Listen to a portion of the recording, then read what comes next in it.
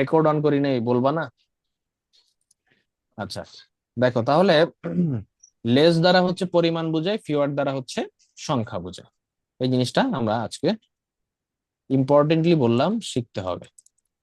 এটা থেকে আসে, খুব ছোট জিনিস বাট আসে। নাম্বার 33 দিয়েও অনেকবার আসছে তোমাদের, জাস্ট একটা শব্দের উপর বেসিস করেই অনেকবার এই নিয়মটা আসছে। কি ব্যাপার এখানে দেখো, ইউনিক। আচ্ছা, ইউনিক শব্দের অর্থ কি বলো তো? অনন্য। অনন্য। অনন্য কথার অর্থ কি? যা সচরাচর দেখা যায় না এরকম। যা সচরাচর দেখা যায় না, বা একটি মাত্র জিনিস। হম, যে একটাই একটাই আছে, এরকম আর হয় না, ইউনিক টাইপ। আচ্ছা, ইউনিক মানেই হচ্ছে আছেই একটা, একটা এর বেশি পাওয়া যাবে না। আচ্ছা, সেইখানে খেয়াল করো সেন্টেন্স বা অর্থগত দিক থেকে কিভাবে ভুল আসে। This is the most unique case, এখানে বললো এটা মোস্ট ইউনিক কেস। আচ্ছা, এখন ইউনিক মানেই বলতেছে যে অনলি ওয়ান, এর দ্বিতীয় কিছু থাকে না। আবার বলতেছে মোস্ট ইউনিক, তাহলে ব্যাপারটা বলো তো, যে জিনিস যেটা একটাই আছে সেখানে আবার মোর কিভাবে হয় আর মোস্ট কিভাবে হয়? কোনো চান্স তো নাই এরকম। ইউনিক মানেই একটা, এখানে মোর আর মোস্টের কোনো অপশনই নেই, কম বেশির কোনো অপশনই নেই। একটা মানে ওটার সাথে কোনো তুলনাই হয় না। এই জন্য অর্থগত দিক থেকে এখানে মোর মোস্ট যেটাই আসুক না কেন, সেটা হবে না। আচ্ছা, আরেকটা সিচুয়েশন এখানে আসবে, হচ্ছে এই ইউনিকের আগে তুমি এ ছাড়া দি কোনো বেসিক্যালি এন হওয়ার কথা, তাই না? যেহেতু ইউ ভাওয়াল, তাই না? বাট আমরা আর্টিকেল পড়ছি না, ইউনিক। ইউ, ইউ এর মতো উচ্চারণ হইলে সেখানে কি বসে? এন না বসে এ বসে, নাকি? জি মনে স্যার। আছে? তো সেই জায়গা জি থেকে স্যার। এখানে এ আর্টিকেল বসবে, এ আর তারপরে ইউনিক। তো this is a unique case. এখানে মোস্ট মোর যেটাই থাকুক সেটা উইথড্র করে দিতে হবে। দা বাদে অন্য যে আর্টিকেলই থাকুক, মানে দাটা যেগুলোই থাকুক না কেন, সেগুলো বাদ দিয়ে এ বসাতে হবে। দ্যাট মিনস এই সেন্টেন্সটা মনে রাখতে হবে, this is a unique case. তো এরপরে মোস্ট ইউনিক, মোর ইউনিক, এই জিনিসগুলো এখানে রাখা যাবে না। কারণ বুঝাইলাম কি, ইউনিক মানেই একটা, এখানে মোর মোস্ট কোনো অপশন থাকবে না। দেখো 31, 32, 33 সবাই বুঝতে পারছে? কারো কোনো কনফিউশন আছে কিনা আমাকে বলতে হবে। জি স্যার, বুঝতে পারছি। ঠিক আছে, এই যে এই জিনিসগুলো অর্থগত দিক থেকে কারেকশন, এগুলো কিন্তু গতানুগতিক নিয়মে পড়বে না, এগুলো খুব সুন্দর করে মনোযোগ দিয়ে পড়তে হবে, বুঝতে হবে এবং প্র্যাকটিস করে মনে রাখতে হবে। এইখানে কিছু স্যার জিনিস আছে তিন। স্যার হ্যাঁ, আমার একটু এই ক্লাস নিয়ে একটু সমস্যা ছিল, ওইটা কি এখন বলতে পারবো না পরে বলবো? আগের ক্লাসের। জি স্যার, আমার একটু প্রশ্ন ছিল আগে ক্লাস নিয়ে। আচ্ছা বলো, বলে ফেলো, বলে ফেলো। কত 22 নম্বর নিয়ম? Number rule. 22 number rules. হ্যাঁ, 22-এ বলো। স্যার ওইখানে হচ্ছে ওই যে দুইটা ইন্টারোগেটিভ হবে না, এখানে he does, where does he lives আছে, তো এখানে যদি আমি হচ্ছে ডাজটা রেখে দিই কোনো প্রবলেম হবে কি স্যার? ডাজ রেখে কি করবা, পুরো সেন্টেন্সটা বলো। আমি হচ্ছে ওই যে কারেক্ট করার সময় হোয়ার হি ডাজ লিভ দিলে কি সমস্যা হবে? হ্যাঁ, ওই সেন্টেন্সের প্যাটার্ন তো এরকম না। প্রেজেন্ট ইনডিফিনিট টেন্সের গঠন হচ্ছে সাবজেক্ট প্লাস V1, ভার্বের বেস ফর্ম, অ্যাসার্টিভ সেন্টেন্সের গঠন। তো তুমি এখানে হোয়ার হি ডাজ লিভ কেন দিবা? ডাজ আসে যখন নেগেটিভ এবং ইন্টারোগেটিভ করা হয়, অনলি দেন। এর বাইরে ডাজ দেওয়ার কোনো দরকার নেই। ঠিক আছে? জি স্যার, ঠিক আছে। আর কোশ্চেন কোনো? না স্যার। ওকে, দেখো, আশা করি বুঝতে পারছো, ওর প্রশ্ন বুঝতে পারছো, অ্যান্সারটাও সবাই বুঝতে পারছে। আচ্ছা, এখানে দেখো খুবই ইম্পর্টেন্ট, এটাও এটা থেকে অনেকবার এসছে, অনেক কোশ্চেনই। হ্যাঁ, এখানে কিছু কিছু সিচুয়েশন আছে যেগুলোতে ব্যাপারটা এমন দাঁড়ায় যে ভার্বটা ডিপেন্ড করে, ভার্বটা ডিপেন্ড করে অবজেক্টের উপর। কিসের উপর? অবজেক্টের উপর ভার্বটা ডিপেন্ড করে। দ্যাট মিনস এক একটা অবজেক্টের জন্য এক এক রকম ভার্বকে বসাতে হয় বাক্যে, মানে ওই অবজেক্টের সাথে ওই ভার্বটাই বসে অ্যাকচুয়ালি। আচ্ছা, কি জিনিস কঠিন মনে হচ্ছে মনে হয়, একটু দেখলেই বুঝতে পারো। যে ধরো আহ বাংলায় আগে তোমাকে বুঝাই, যে সে একটা ভুল করেছে, সে ভুল করেছে, সে একটা ভুল করেছে। এটার ইংলিশ বলো তো সবাই, দেখি দুই চারজন কি বলে ইংলিশটা। He do a mistake. He do a mistake, তুমি তো বেটা অন্য অন্য লাইনে চলে গেলা। হি করেছে তো বলছি, করেছে কোন টেন্স বলো তো? টেন্সটা তো অ্যাটলিস্ট স্যার পারা উচিত ছিল। Present continuous tense. Past tense. No আরে নো স্যার, করেছে Continuous. Present perfect tense. Present indefinite tense sir. Present perfect, করেছে, জি স্যার, জি করছে হচ্ছে প্রেজেন্ট কন্টিনিউয়াস, করে মিস্টেক। হচ্ছে প্রেজেন্ট ইনডিফিনিট। তাহলে এগুলো পারা না কেন? টেন্স পড়াইছি না? করে মানে প্রেজেন্ট ইনডিফিনিট, করেছে জি মানে স্যার। প্রেজেন্ট পারফেক্ট, করছে মানে প্রেজেন্ট কন্টিনিউয়াস। তো সে ভুল করেছে, তাহলে হি ডু কিভাবে বলো? তুমি যদি বলা হি হ্যাজ ডান, তাও তো হইতো, একটা জিনিস তো পাল্টা, যেন টেন্সটা হয়েছে হি হ্যাজ ডান মিস্টেক। আচ্ছা, একজন বলছে। আর আর কি, আর দু একজন বলো দেখি।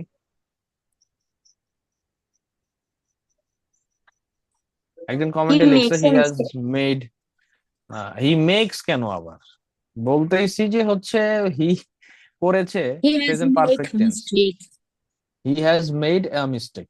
নাইস। এই যে মেড কেন বললা? করার ইংলিশ তো হচ্ছে ডু নাকি?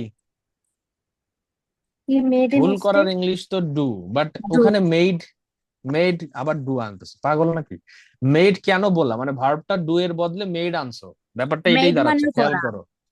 হ্যাঁ, মেড মানে করা না, মেক মানে তৈরি করা, সেটা অন্য বিষয়। বাট খেয়াল করো, আমি কথাটা শেষ করি। তোমরা মেড এ মিস্টেক এই কথাটা মুখে মুখে চলে আসে কিন্তু, আর এটা আগে থেকেই পড়ে আসছো বলে তোমরা চলে আসতেছে, বাট নিয়মেই এটা, ওই যে বললাম অবজেক্ট দেখে ভার্বকে লিখতে হয়। যেমন এই যে মিস্টেক ভার্বটার সাথে এই মেক ভার্বটা যায়। হ্যাঁ, এম এ কে, মেক মানে তৈরি করা basically, but mistake, make a mistake, এটা মানে ভাষাগত প্রচলিত, মানে ইংলিশ যে ভাষাটা সেই ভাষায় এটা বেশি প্রচলিত বলে এইভাবেই দেওয়া হয়।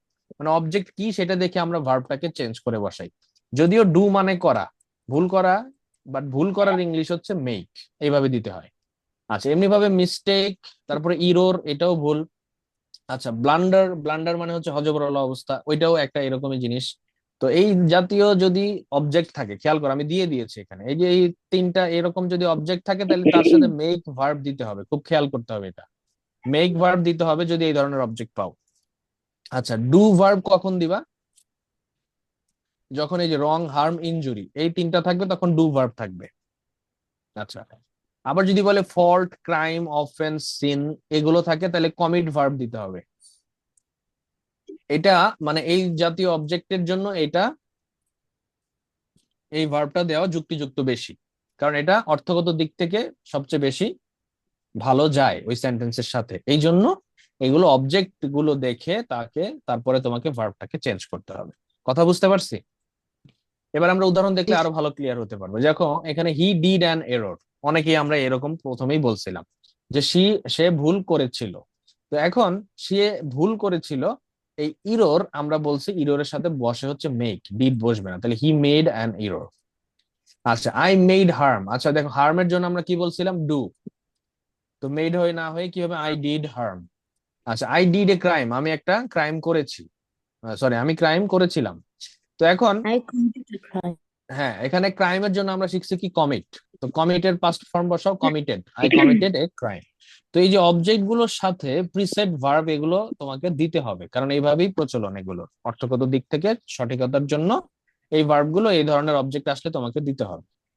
সবগুলোর মানেই হচ্ছে করা। হ্যাঁ, আমি ক্ষতি করেছি, আমি ক্রাইম করেছি, আমি ভুল করেছি, সবগুলোই করা, বাট ওই করাটা এক এক রকমের, এক একটার জন্য অর্থগত দিক থেকে অর্থের জন্য ভার্বটাকে চেঞ্জ করা। ক্লিয়ার এটা? নাম্বার 34।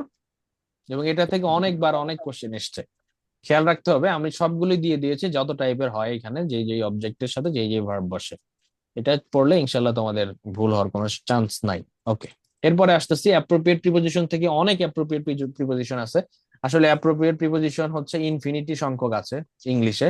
দ্যাট মিনস তুমি পরে কোনোদিনও শেষ করতে পারবে না, বাট তোমাদের দেখা গেছে কিছু কিছু জিনিস যেগুলো বেশি প্রচলিত সেগুলো থেকেই বেশি আসে। যেমন এই যে ডাই শব্দটার সাথে খুব সহজ হইলেও ডাই শব্দটার সাথে অনেক কিছু যোগ হইলে অনেক রকম অর্থ হয়ে যায়। অ্যাপ্রোপ্রিয়েট প্রিপোজিশন মানেই হচ্ছে একটা শব্দের পরে একটা প্রিপোজিশন বসলে একটা অর্থ, আর একটা প্রিপোজিশন বসলে আর একটা অর্থ চেঞ্জ হয়ে যায়। কিরকম দেখো, ডাই ফর মানে হচ্ছে কোনো কিছুর জন্য জীবন দেওয়া, ডাই অফ মানে হচ্ছে রোগে মারা যাওয়া, ডাই বাই মানে হচ্ছে দুর্ঘটনায় মারা যাওয়া, খেয়াল করো, ডাই ফ্রম মানে হচ্ছে অতিরিক্ত খেয়ে মারা যাওয়া। তাহলে ডাই এর পরে দেখো ফর, অফ, বাই, ফ্রম, চারটা প্রিপোজিশন বসানোর পরে অর্থগুলো কি হয়ে গেছে, চার রকম হয়ে গেছে। হ্যাঁ, মারা গেছে, বাট মারা যাওয়ার বিভিন্ন সিচুয়েশন কি কি ছিল, যে ডাই ফর মানে ধরো দেশের জন্য জীবন দিল, সেটা ডাই ফর। ডাই অফ মানে কোনো রোগ হয়ে মারা গেলে সেইখানে ডাই অফ দিতে হবে, দুর্ঘটনায় মারা গেলে ডাই বাই দিতে হবে, এবং ডাই ফ্রম মানে হচ্ছে অতিরিক্ত খেয়ে মারা গেছে এরকম অর্থ বুঝালে। এবার দেখো কি, he died of the country, তো সে তার দেশের জন্য মরেছে, তাহলে কোনো কিছুর জন্য জীবন দেওয়া কি, ডাই ফর। এখানে দিছে ডাই অফ, তাহলে প্রিপোজিশনাল ফল্ট এখানে, ডাইড ফর দা কান্ট্রি। এটা অর্থগত দিক থেকে ঠিক রাখতে হলে এই ধরনের প্রিপোজিশন তোমাকে সঠিক করে বসাতে হবে। আচ্ছা, তারপরে আসো, he died by over eating. আচ্ছা, ডাই বাই মানে হচ্ছে অ্যাক্সিডেন্টে মারা, আর ওভার ইটিং মানে বেশি খেয়ে মারা গেছে, দ্যাট মিনস কোনটা হবে, এই যে ডাই ফ্রম। তো এটাকে কারেক্ট করে ডাই ফ্রম করতে হবে। তো বাক্যের অর্থ দেখে তোমাকে বুঝতে হবে কোনটা এখানে বসবে। স্যার বুঝে গেছে? সুইসাইডে মারলে, সুইসাইড করে মারা গেলে সেটা কি হবে? আচ্ছা, সুইসাইডের ইংলিশ তো ডাই না, সুইসাইড মানেই তো বলতেছো, সুইসাইড একটা ভার্ব, সুইসাইড মানে হচ্ছে বাই আত্মহত্যা করা। না না, সুইসাইড মানে আত্মহত্যা আত্মহত্যা, করা, ওটা তো একটা আত্মহত্যা ভার্ব করেন। তোমার। হ্যাঁ, তাহলে ওখানে ডাই ভার্ব কেন আসবে, হি কমিটেড এ সুইসাইড। হ্যাঁ, হ্যাং হি, স্যার অথবা সুইসাইড ওটা ওটা হ্যাং অন ওটাও দেওয়ার দরকার নাই, যেমন হি সুইসাইডেড, ওইটাই ভার্ব, ওইটার সাথে আবার ডাই ভার্ব কেমনে আসবে বলো, আমার কথা বুঝতে পারছো? জি স্যার। হি সুইসাইডেড হিমসেলফ, অথবা হি সুইসাইডস, সুইসাইড ইটসেলফ এ ভার্ব, এর সাথে ডায়ের ফাংশন নাই তো। সুইসাইড হয়তো যে অ্যাডজেক্টিভ, যে কেমনে মারা গেছে, তখন হয়তো ডায়ের কোন অপশন বসবে সেটা নিয়ে চিন্তা করতে, বাট সুইসাইড নিজেই একটা ভার্ব, ওটার সাথে ডাই ভার্ব তো আর আসবেই না। হ্যাঁ বলো, কি বলতেছিলে আরেকজন?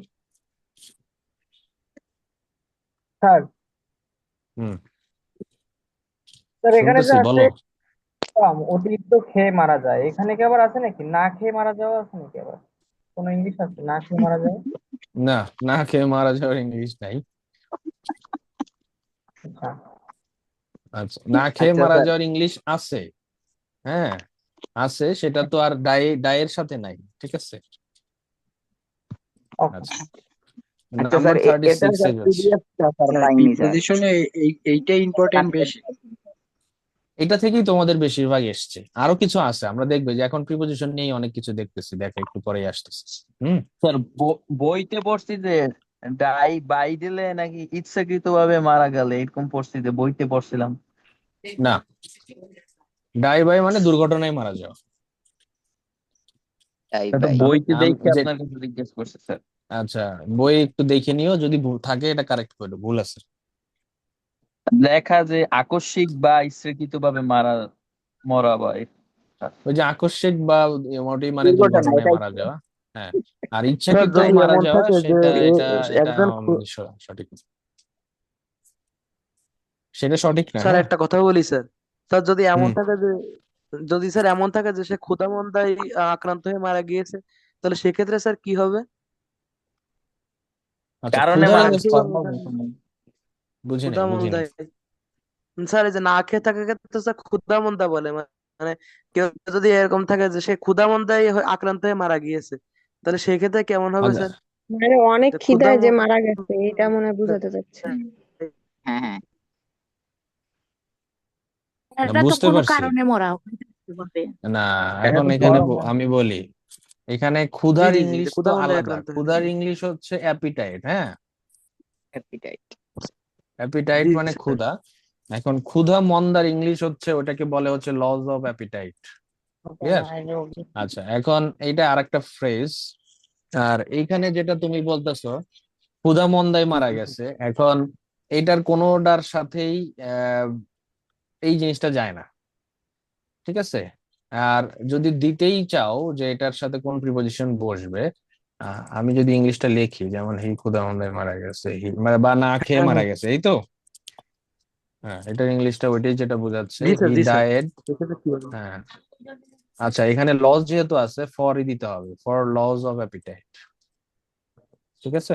আচ্ছা স্যার, এটাই স্যার, এটা একটু জানার জন্য স্যার, থ্যাংক ইউ। হ্যাঁ, ঠিক আছে।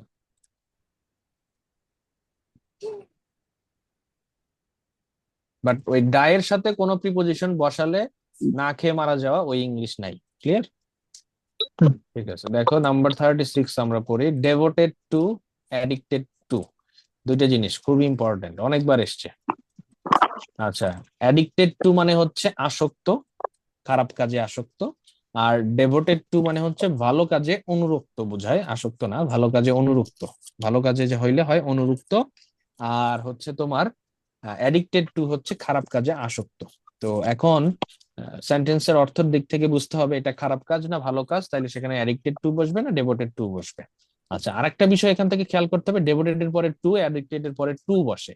হ্যাঁ, অ্যাডিক্টেড এর পরে অন্য কোনো যদি প্রিপোজিশন থাকে সেটাও কিন্তু অনেক সময় কারেক্ট করে লিখতে হবে। কিরকম আমি বলি, যেমন এখানে you are addicted to study, আচ্ছা স্টাডি তো ভালো জিনিস, সেখানে অ্যাডিকশনের কোনো কথা আসবে না, সেখানে ডেভোটেড টু স্টাডি। আচ্ছা, কিছু কিছু সময় এমন একটু চালাকি করে, যেটা করে যে ডেভোটেড ফর দিয়ে দিল বা ডেভোটেড অ্যাড দিয়ে দিল। হ্যাঁ, এইগুলো দিয়ে যেটা করে যে ডেভোটেড এর জায়গায় ডেভোটেড ঠিকই কিন্তু দিছে, স্টাডির জায়গায় ডেভোটেড ঠিকই আছে, বাট এরপরে প্রিপোজিশনাল ফল্ট দিয়ে দেয়, ফর দিয়ে দেয় বা অ্যাড দিয়ে দেয়, এরকম কোনো কিছু দিয়ে দিতে পারে। আহ অনেক স্টুডেন্ট যেটা ওই যে বাংলা নিয়ম পরে ডেভোটেড থাকলে অ্যাডিক্টেড, অ্যাডিক্টেড থাকলে ডেভোটেড, মানে সহজ করার জন্য পড়াশোনা।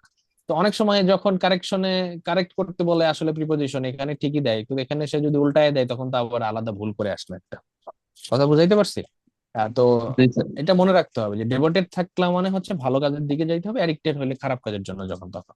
তো এটার মিনিং অনুযায়ী, সেন্টেন্সের মিনিং অনুযায়ী তোমাকে বসাতে হবে। যেমন you are devoted to gambling, জুয়া খেলায় হচ্ছে অনুরক্ত, তো এটা হচ্ছে উল্টা হয়ে গেছে, তাই না? ডেভোটেড মানে ভালো কাজ, গ্যাম্বলিং তো আর ভালো না, এই জন্য অ্যাডিক্টেড।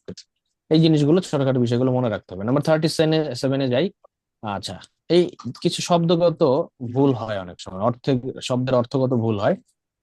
দুইটা শব্দ, দুইটার অর্থ একই, রিফিউজ আর হচ্ছে ডিনাই, মানে দুটার অর্থই অস্বীকার করা। মানে মোটা দাগে বলা যায় অস্বীকার করা, বাট দুইটা অস্বীকারের মধ্যে পার্থক্য আছে। রিফিউজ শব্দটা কোথায় ব্যবহৃত হয়? রিফিউজ ব্যবহৃত হয় কোনো প্রপোজালকে ডিনাই করা, যখন বলি আমরা কোনো প্রপোজালকে বাদ দেওয়া, না করা, প্রত্যাখ্যান করা, তখন বলি রিফিউজ। আর যখন একটা সত্য ঘটনাকে বা সত্য কথাকে অস্বীকার করা হয় তখন সেটাকে বলে ডিনাই। খেয়াল করতে হবে, দুইটারই হচ্ছে প্রত্যাখ্যান বা অস্বীকার এরকমই মিনিং, কাছাকাছি। বাট যখন কোনো প্রপোজাল বা প্রস্তাবকে তুমি বাদ দিবা তখন সেটাকে বলে রিফিউজ, আর কোনো সত্য ঘটনা বা কথাকে যখন বাদ দিব তখন সেটাকে বলে ডিনাই। তাহলে অর্থ সেন্টেন্স দেখেই বুঝতে পারবা যে আশিক ডিনাইড দ্য প্রপোজাল, এখানে ডিরেক্ট প্রপোজালই বলছে, তাহলে আশিক প্রপোজালকে বাদ দেওয়ার অর্থ হচ্ছে রিফিউজ। তো রিফিউজ। এখানে ডিনাই কথাটা যুক্তিযুক্ত না, মানে অর্থগত দিক থেকে এগুলো ভুল থাকে। আর এখানে refuse. Refused the date, he refused the date, মানে তার একটা ঋণ আছে, সে একজনকে টাকা তার দিতে হবে, সে একজনের কাছে ঋণী, তো সেই ঋণটা সে অস্বীকার করতেছে যে না আমি তার, সে আমার কাছে টাকা পাবে না। তো একটা সত্য কথাকে সে যখন অস্বীকার করবে তখন সেখানে ডিনাই, ডিনাই এর পাস্ট ফর্ম ডিনাইড। কথা বোঝা গেছে? জি স্যার। এগুলো খুবই ছোট ছোট বিষয়, বাট পরীক্ষায় আসে বলেই এক একটা পয়েন্ট আকারে তোমাদেরকে পড়ানো, যাতে মনে থাকে। জি এবার স্যার। আসো 38, এইটাও খুব ইম্পর্টেন্ট। প্রিপোজিশন থেকে একটা না বা দুইটা, দুইটাই দেয় অনেক সময়, এখন যেগুলো পরীক্ষা দেখা যাচ্ছে কমপক্ষে দুইটা দিচ্ছে, তো প্রিপোজিশন থেকে খুবই ইম্পর্টেন্ট। স্যার আমার একটা দেখো, কোয়েশ্চেন ছিল।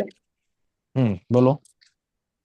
স্যার উপরের ইয়াটাতে যেটা আশিক রিফিউজ দ্য প্রপোজাল বলছে, ওখানে যদি আশিক রিফিউজ প্রপোজাল হয় ওটা কি আমরা ডি করবো নাকি বা এই থাকবে? না না, ওখানে এ থাকলে এই হবে, ওটা সমস্যা নেই। ও আচ্ছা, তাহলে নির্দিষ্ট কোনো কিছু না। না না না, ঠিক আছে। এ প্রপোজালের আগে এন দিলে তখন ভুল, কারণ এও ঠিক দাও ঠিক, সমস্যা নাই, এই পর্যন্ত ঠিক আছে। এন দিলে তখন ভুল, তখন আর্টিকেলেরও ভুল থাকলো, ওইটাও চেঞ্জ করতে হবে তখন। বাট এগুলো দেয় না, এ এন এর খুব একটা দেখা যায় না, বাট কিছু কিছু জায়গায় অনেক সময় আবার দেয়ও, যে আসলে মানে যেগুলো বুঝাই যাবে যে না এটা আর্টিকেল ফল্ট। আচ্ছা, নাম্বার 38, প্রিফার টু, খুবই important. Prefer to, with a view to, due to, owing to, be used to, accustomed to, look forward to. Look ফরওয়ার্ডের পর একটা টু হবে, এরপরে মূল ভার্বের সাথে আইএনজি যোগ করতে হবে। একদম খুব সুন্দর করে সবগুলো মনে রাখতে হবে। Prefer to with a view to, due to, owing to, be used to, এই কথাগুলো আসতেছে, আমরা রাইট ফর্ম ভার্বস এ পড়ছি এগুলো কিন্তু। বি অ্যামিজার ভার্ব, হ্যাঁ, am is অ্যামিজার are কিছু একটা থাকবে, was তারপরে ইউজ টু থাকবে। হ্যাঁ, আচ্ছা, তো যাই হোক, আমরা আরো দেখাবো, উদাহরণ থেকে দেখাচ্ছি। তো এইটার পরে ভার্বের সাথে আইএনজি যোগ হয়। প্রেফার নিয়ে কথা বলতে হবে এক্সট্রা ভাবে। প্রেফার নিয়ে খুবই ইম্পর্টেন্ট, বারবার আসে। প্রেফারের পরে দুইটা ভার্ব থাকে। প্রেফার মানে হচ্ছে পছন্দ বা বাছাই করা, যে একটার চেয়ে আরেকটা বেশি যখন পছন্দ করে তখন প্রেফার ভার্ব আসে। হ্যাঁ, যেমন সে পড়ার চেয়ে লেখা পছন্দ করে বা লেখার চেয়ে পড়াকে পছন্দ করে। তাহলে দেখো, হি প্রেফার্স, এখানে ইনকারেক্ট সেন্টেন্স দিছে, to read then to write. আচ্ছা, এখন প্রেফার্স এর পরে আমরা বলছি যে ভার্ব থাকবে, প্রেফার টু এর পরে ভার্বের সাথে আইএনজি যোগ করতে হবে। তাহলে রিড আছে, এখানে রিডিং হবে। আচ্ছা, এবং প্রেফার যুক্ত বাক্যটার ফরমেশনটাকে দেখাও, যে সাবজেক্ট প্লাস প্রেফার প্লাস একটা ভার্ব প্লাস টু প্লাস আরেকটা ভার্ব, দুইটা ভার্বেরই সাথে আইএনজি যোগ করতে হবে। তাহলে হি প্রেফার্স এর পরেই ভার্বটা বসাতে হবে, টুটা ওই ভার্বের পরে বসবে। স্ট্রাকচারটা খেয়াল করো, এখানে দেখো আগেই কিন্তু দিয়ে দিছিল to read then to write, দুইটাতে টু দিছিল। টু হবে একটা, দুইটা ভার্বের মাঝখানে, এবং দুইটা ভার্ব দুই পাশে আইএনজি যোগ করতে হবে। তাহলে he prefers reading to writing, মানে হচ্ছে সে লেখার চেয়ে পড়া পছন্দ করে। কথা বোঝা গেছে? প্রেফার থাকলে কিভাবে comparative আর ফরমেশন যাবে আইএনজি কেন আসলো? বলতেছি, কেন আসলো ওইটাই তো নিয়ম। কেন আসলো এটার ব্যাখ্যা নাই, অর্থগত দিক comparative থেকে এটা আসে। ও হ্যাঁ, আচ্ছা, ঠিক আছে ঠিক আছে, এটা নিয়ম। জি এটাই তো স্যার। নিয়ম, যে prefer to with a view two এগুলো থাকলে এটার পরের ভার্বটার সাথে আইএনজি যোগ করতে হবে। ওই যে প্রেফার টু, এটার পরে ভার্ব থাকছে রিড, রিডের সাথে আইএনজি যোগ করবা, এবং পরের ভার্বটা ওইটার সাথে আইএনজি যোগ হবে। প্রেফারের জন্য জি দুইটা স্যার, জি স্যার। বা স্পেশাল বলতেছি, পুরা স্ট্রাকচারটাই তোমাকে খেয়াল করতে হবে। সাবজেক্ট প্লাস প্রেফার, যদি ভার্ব এখানে চলে আসলো, প্রেফার প্লাস হচ্ছে V one plus ING plus হচ্ছে টু প্লাস আবার ভি ওয়ান প্লাস আইএনজি। ঠিক আইএনজি। আছে, তাহলে he prefers reading to writing, এর বাইরে যেটাই থাকুক না কেন ওইটাকে চেঞ্জ করে এরকম করে বসাতে হবে তোমাকে। জি স্যার। খেয়াল করছো? টু রিড কে চেঞ্জ করে রিডিং, আর দেন থাকবে না, দেনের জায়গায় টু হয়ে যাবে, আর টু টু রাইটের হয়ে জায়গায় যাবে। হয়ে যাবে রাইটিং। দ্যাট মিনস স্যার এটা কম্পারেটিভ। ঠিক আছে, comparative sentence, comparative sense, but এইটা দেন হয় না, টু হয়। ক্লিয়ার? স্যার ধ্যানের জায়গায় অন্য কিছু থাকলেও সেটা উঠে যাবে। যাই থাকুক না কেন টু হবে, প্রেফারের পরে টু হয়, এটা একদম মানে চিরন্তন আচ্ছা স্যার। সত্য কথা। ঠিক আছে, প্রেফারের পরে আচ্ছা টু প্রিপোজিশন বসে। Okay, I sir went to library, শুনতেছি, বলে ফেলো। শুধুমাত্র কি প্রেফারের সময় দুটো ভার্বের সাথে আইএনজি হবে? হ্যাঁ, হ্যাঁ, প্রেফার যুক্ত সেন্টেন্সই বললাম, কি প্রেফার মানে দুইটার মধ্যে একটাকে পছন্দ করা, তো দুইটা জিনিসকে তোমার ওখানে বুঝাবেই, এই হ্যাঁ। জন্য সেটা দুইটা ভার্বই থাকবে, আইএনজি প্লাস টু। বাকিগুলো একটা ভার্বই থাকবে। যেমন দেখো, I went to library with a view to read there, আমি লাইব্রেরিতে গেছিলাম সেখানে পড়াশোনার জন্য, তাহলে উইথ এ ভিউ টু চলে আসছে, তাই না? উইথ এ ভিউ টুর পরে রিড ভার্ব আসছে, তো রিডিং দেয়ার। ক্লিয়ার? জি স্যার 39 যাচ্ছে, বোথ এর পরে দা বসে। আচ্ছা, এখানে একটু ইনকমপ্লিট আছে ব্যাপারটা, হচ্ছে বোথ যদি সেন্টেন্সের প্রথমে বসে সেই ক্ষেত্রেই আসলে হয়। হ্যাঁ, বোথ সেন্টেন্সের মাঝখানে বা লাস্টে বসলে এই নিয়মটা হয় না। বোথ দিয়ে যদি সেন্টেন্স শুরু হয় তাহলে তারপরে একটা দা বসাতে হয় সেন্টেন্সের ফরমেশনের জন্য। যেমন both boys made good results, মানে দুইজন বালকই ভালো রেজাল্ট করেছে। করেছিল। হ্যাঁ, তো এখন এই বোথ এর পরে একটা দা বসাতে হয়। Both the boys made good results, both players played well, both the players played well. Just একটু মনে রাখতে হবে, এখানে ব্যাখ্যা বা লজিক্যাল কোনো আসলে আলোচনা করা যায় না, এটার সেন্টেন্স বা ফ্রেজটাই এমন। এই যে বোথ দা, এটা একটা ফ্রেজ। হ্যাঁ, এটা সেন্টেন্সের প্রথমে বসলে এইভাবেই বসে, তো এটার আসলে লজিক্যাল কোনো ব্যাখ্যা নাই।